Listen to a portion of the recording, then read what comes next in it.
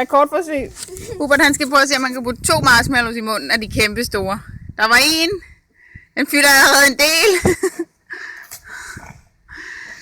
Det ser ud som om, at jeg vinder. Hubert han kommer til at kaste op. Han kommer til at skylde mig en is. Og det der sker med marshmallows også, når de bliver våde, det er, at de bliver større og større. Så måske skal vi bare sige, at det ikke kan lade sig gøre. Og imens at Hubert laver forsøg, så er Ville ved at kravle op af rutsjebanen. Så vi har nok at se til her i haven. Der. Må jeg se, Hubert?